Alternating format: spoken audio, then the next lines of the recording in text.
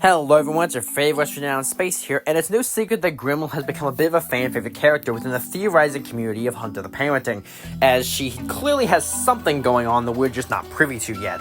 It's been very common to suggest she is the ghoul, and for pretty good reasons. However, I suspect that she is not in fact a ghoul, but she is definitely not human. But I think when we put together details going all the way back from her first appearance to even parts in the last released episode, we can put together what she actually is and what her actual plan is. And we'll finally figure out what her deal is. So, let's begin. Now, to be perfectly honest, this is not my first Hunter the Parenting theory video. In fact, this will be the third one, and I do want to address some things in the previous video. Mainly that I built a lot of that video around my delirium theory about which characters were and were not affected by it, as I do want to actually give some addendums. One is that, as many people have rightfully pointed out in the comment section of the last video, Brock was clearly under the effects of delirium, just cued on with the subtitles rather than his eyes because they weren't really visible. That is something I'll have to get, so if I had an updated list here, he would go into the definitely normal section. Another thing is that as the YouTuber Cosmic Voice, who also makes great Hunter the Parenting theory videos, pointed out that older lady who I always get my name wrong, she also had the spiral eyes, so yeah, she's definitely also human. So note those two down in case you've seen that video. I got those two wrong, that's on me. Now, it's become a very popular theory by pretty much everyone, like I said, that Grimal is the ghoul, and this does explain certain traits about her. Her suspicious behavior, her ability to scratch the wall randomly, and maybe her durability, although that's a little bit iffy. All this does point together a pretty convincing theory that she's the ghoul. Suspicious behavior, supernatural abilities, all checks out. But there's always been something that bugged me about that theory. I mean, it's not that it didn't have points, it had pretty decent ones. And as the videos go on, they continue to add on. But something never felt right with me. At first, I didn't really have any reason to suspect this. Like, if you were to ask me when we just had part 4, I couldn't really give you a good defense of why she wasn't the ghoul, beyond I just don't think so. But part 5 gave us one sole detail, that completely changes everything. Matilda hesitated. If you actually watch how she tries to go at Grimal, she hesitates to kill her, to attack. And I don't mean when she backhanded her. I mean like when she has her over top of her, hand on her chest, and is looking her down. She spends way longer doing, like, just basically growling / intimidating her than she has any reason to. Like, why would she do that? We see with other characters she moves quickly and very, very quick. Even when she's taking a sadistic glee in something, she doesn't slow down that much.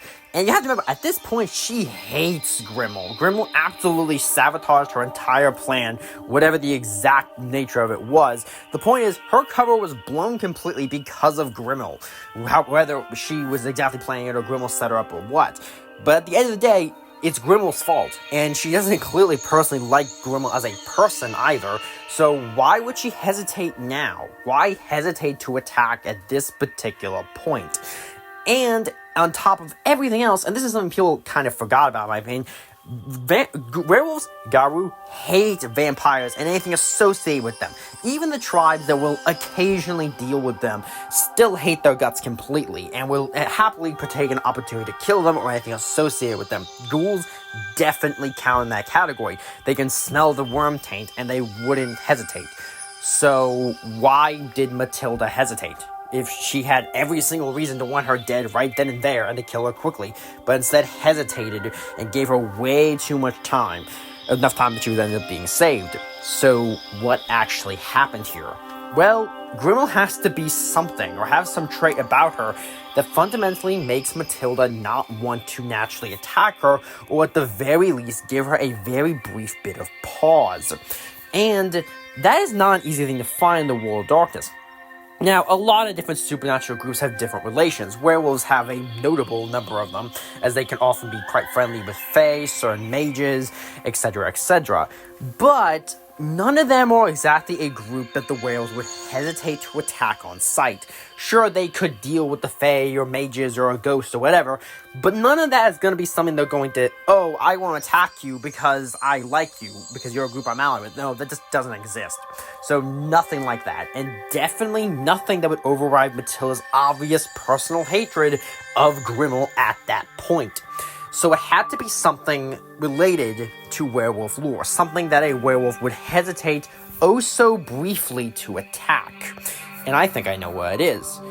But before I reveal what I think it is, I think it's useful to convey one bit of information going into this, is Grimal's job at the Arcanum.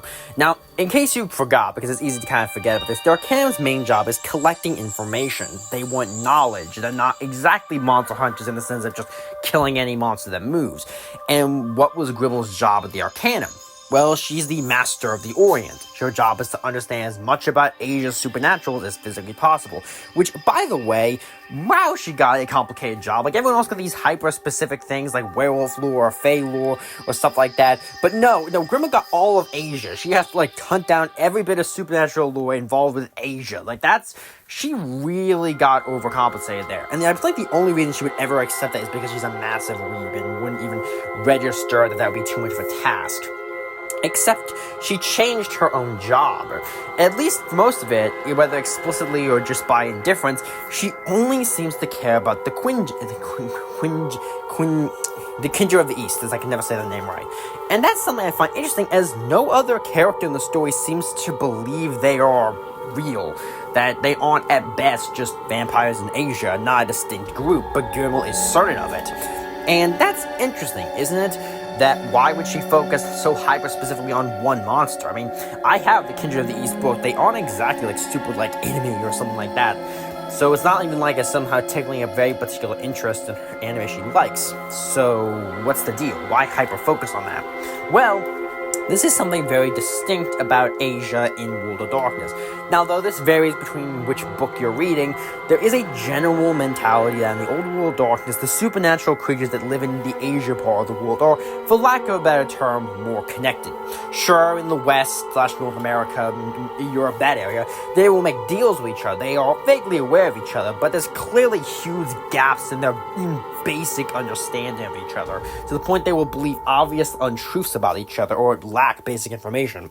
That's not as much the case in Asia, as generally the different supernatural forces there have a pretty decent grasp of who each other are, or at the very least have a better understanding than traditional. How has this become relevant? Well, fundamentally, in normal world, in the western part of the World of Darkness, you wouldn't be able to get much werewolf lore if you, say, captured a vampire and started torturing them for information. You could capture 100 vampires and you probably wouldn't get much useful information. However, in Asia, that's a little bit of a different story, as they have a much better understanding of each other. Meaning that if you were to, say, collect information on the Kuei Jin, you would also be able to gather information about other supernaturals. And in Asia, they have a group called the Beast Courts, which is made up of several changing breeds. In case you don't know, changing breeds are basically just like werewolves, but for other animals, such as bears or cats or that kind of thing. And most important for this discussion is it would act as a perfect cover to gain info on them. As effectively, as long as everyone thinks you are just looking into the Kuei Jin, no one's going to care because no one else in the Arcanum cares about them. They don't even think they exist. So it's a perfect cover because, oh, I'm just looking into this, no one else checks her while she's secretly gathering information on the other group, specifically the Beast Courts. But why would she care about the Beast Court specifically? Well, I think it comes down to what she is. I think fundamentally, what she actually is a changing breed herself. Very specifically, I think she's a kitsune. Now, that might seem hyper-specific. Why a kitsune or /werefox specifically? Why not any other changing breed? Heck, why not a werewolf? At least we know those definitely exist in this world. Well, I think it comes down to a few bits about kitsune lore and mechanics that perfectly fit Grimal. Now, a few notable traits about them is that they don't have the pissed off Hulk out rage frenzy that werewolves do. They don't have the fox frenzy. Well, for long story short, the fox frenzy makes you run away, while the angry one makes you punch things in the face because you're mad. This is notable because it means that there's another reason why Grimal can't just hulk out and go fight Matilda in a 1v1 battle. Another important trait is that werefoxes are much less strong and built for upfront fights, even in their were form. This is why, once again, she didn't just hulk out and go fight her 1v1, because that would have been a very bad idea, not to mention would have just blown her cover. So, once again, a tactic that wasn't likely going to work and not terribly prone to. But, since she is still werefox, she has notable healing traits, ability to resist damage, etc., which explains how she was able to take massive amounts of damage during the fight and then just crawl away like there's nothing. Like, she is almost completely unfazed. Like, people have pointed out how Big D heals from damage quickly, but Grimal did almost the same thing. So it's like she got some regeneration, resistance damage going on here too. But fundamentally also, there is one other trait that explains this. Why Matilda didn't just murk her the second she got the chance. Because she probably smelled that she was just close enough to throw her off. Now, I'm not suggesting that would have actually prevented Matilda from killing her, no, but it was just enough to confuse her. Just try to figure out what the heck's going on for just a second. Now, it is worth saying werewolves and chain breeds do not have the best relations, but they generally do not try to kill each other so much on sight that she might not have hesitated for a second. This giving, of course, Grimal the time to be saved. And this even can explain what was going on with Grimal's eyes that were kinda like delirium, but not quite. Fundamentally, she's probably resisting the fox frenzy, trying to not bolt away like a lunatic because she is smart enough to understand that fighting a werewolf in a 1v1 fight is a very bad idea, but because she cares about her friends and people of the Arcanum too much, she stood her ground, something very similar to the other people around her. She might be supernatural, but she's still one of the Arcanum. And this all factors into how I believe what her actual motivation is. A lot of people point out that the problem with the ghoul theory or other things is that we just don't know her motivations. But I think I got it. Fundamentally, I think she gave herself the job of looking into the supernatural of the Orient, or more likely, there was a broad position for that, she took it up, and then chose a hyper-specific field that no one would care in it to act as a cover so she could gain information on the Kitsune. Because, as I've noted previously, Kitsune do not have much of a presence outside of Asia, and in case you forgot, Hunt of the Parenting takes place in England, meaning that she would have very, very limited information about her own abilities, nature, and heritage. Doing this, acting as the Arcana Master of the Orient, looking into the stuff of Asia, would act as the greatest way for her to gain information on the Kitsune without drawing attention. But, that acts as a double layer of secrecy, pick a field so hyper-specific that nobody cares about it.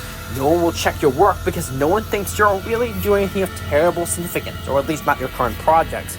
While you seek, and if you do find anything about the Kuei-Jane, you can use it as a way to find more information on the Kitsune. How much she's actually looking into the Kuei-Jin is probably up for some debate. I think it's a possibility she is actually looking into them as well, but it could also just be complete cover for her. And ultimately, I think that's what she is. She's just trying to find information about what she is. Which is a bit of an interesting take on the World of Darkness. One of the biggest themes of Hunt of the Parenting is that the characters, especially characters who aren't Big D or part of the family but aren't Big D, don't understand a lot of the supernatural.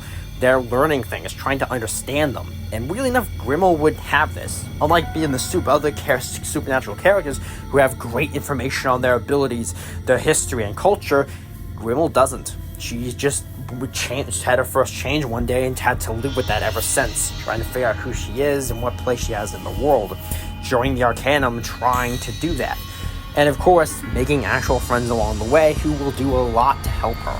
And ultimately, that will create the drama, I think, going for her character forward, trying to learn as much as she can about herself, while also trying not to lose the very people she lives for. Things that people keep her as a person going, rather than her as a were creature. Ultimately, though, that's just my theory. I could be completely wrong, and a lot of this relies on some very slight deep cuts into World of Darkness lore that ultimately I could just be completely wrong. I could be overanalyzing details, or maybe she just is the ghoul and I'm just in some kind of denial. But ultimately, I want to hear your thoughts on this theory. Is she actually a Kitsune, or just what your thoughts on it in general? Overall, I hope you enjoyed this video, and I will see you all next time.